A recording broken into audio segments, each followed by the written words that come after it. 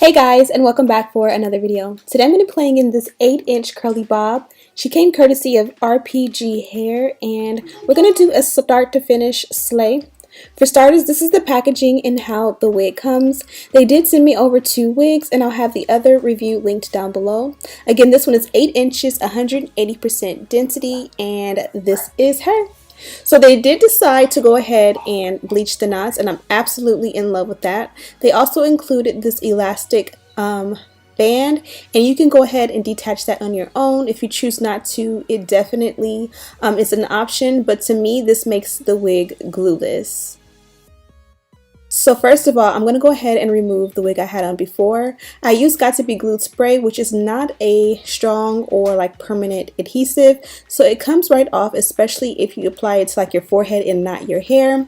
And I just use a little bit of alcohol to go ahead and clean up the area and let that air dry. For me, my next step is going to be to go ahead and slick down my sideburns. Now, if you don't have sideburns, you shave yours off or yours going to be covered, this is a step you can skip. I definitely skip it often, but I definitely think it is definitely a huge difference between a flawless melted lace and, just throwing on your wig. Now, this is what she looks like on. I couldn't decide if I wanted to do a side part, a center part, or what, so I just went ahead and began to customize the wig itself. Everyone has a different size and shape of head, so you probably will end up having to cut around your ears. My head, I'm not sure how big it is across, but I definitely find that whenever a standard 13x6 or 13x4 lace is what I'm working with, I always have to cut off maybe about a ½ inch on each side, and I make sure to do it perfectly around my ear so that it sits and fits flawlessly, and these are the results. And you guys can see as you start to go ahead and customize the wig, you can start to see that hairline a little bit better. I went ahead and brushed it back and kind of tested it out, and I can see for sure that I did not need to pluck or twist anything, so I went ahead and cut off all of the excess lace. Now this step is super important because if you're going to go ahead and pluck or twist your hairline, I do recommend that you do that before you cut off the lace, but once you're done, you're free to do as you please. Now my adhesive of choice is my Got to Be Glued free spray.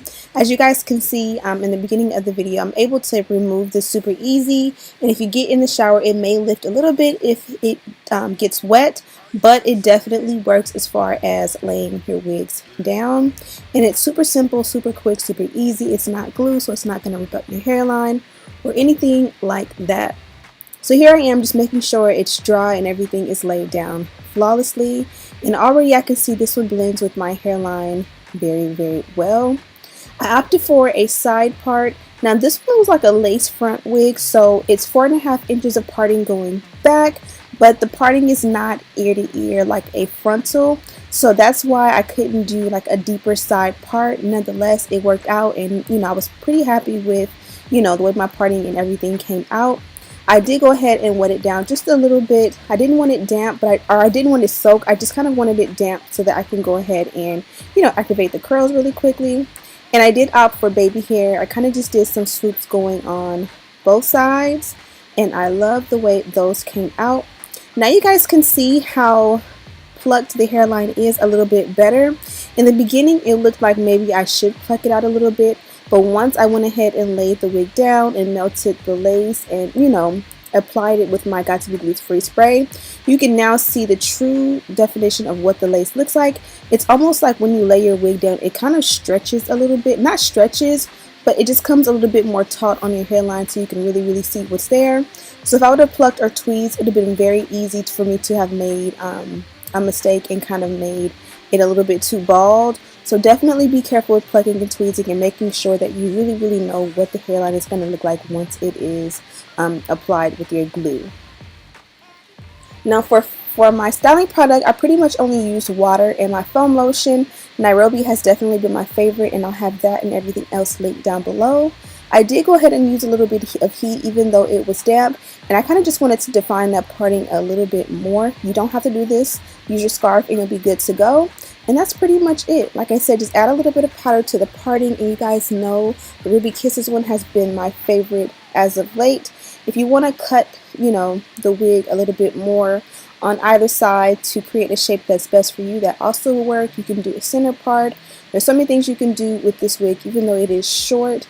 But again, I opted for the side part, and I'm just going to scrunch it with a little bit of mousse. I put the mousse already like on the crown of the hair near the parting, and now I just wanted to add some to the ends. Even though it looks like it doesn't need it, as it dries, you're going to see a difference. So I definitely wanted to add that before it dried, and that's pretty much it. Okay guys, so I feel like the more I get into these shorter bobs, the more I kind of find myself coming into my own. For me, I kind of just feel like whenever I do, or just anybody in general that I watch does the no hairline thing, like from certain angles or with a little bit of a face tune, or you know, it looks melted, but in real life or from the more realistic angles, you can see that line of demarcation. And it's not that I feel like with baby hair a wig looks less like a wig, but just that whole straight line of demarcation just kind of throws me off a little bit. Now I did use my new go-to palette. If you want to know what it is, I have it linked down below. You guys have been suggesting that one forever, and I finally went ahead and purchased it, and I loved it. I did rant and rave about it in my last video, so if you missed that one, make sure that you go ahead and check it out.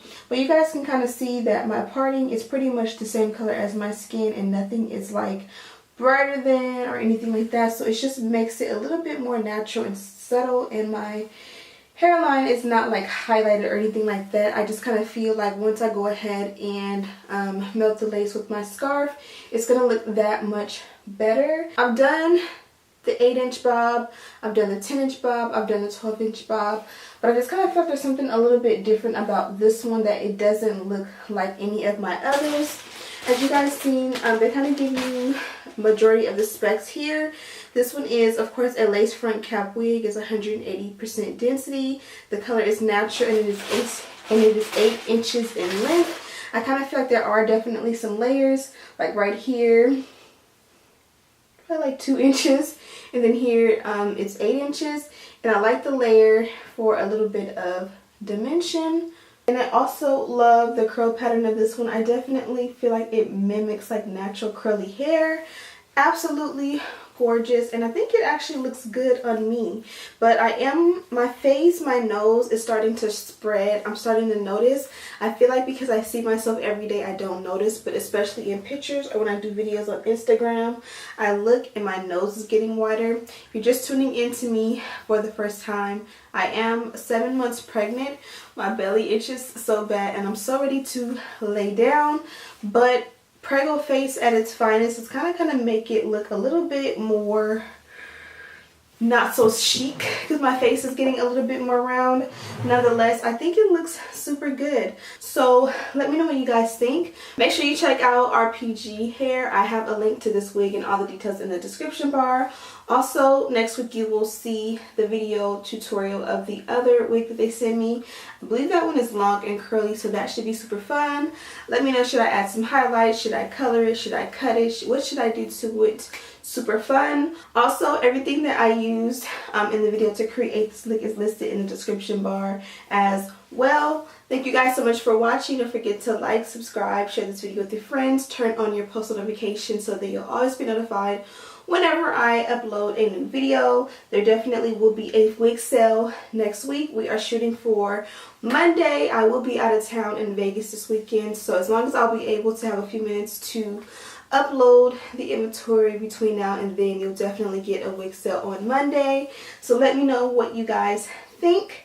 And as always, I'll see you in the next one.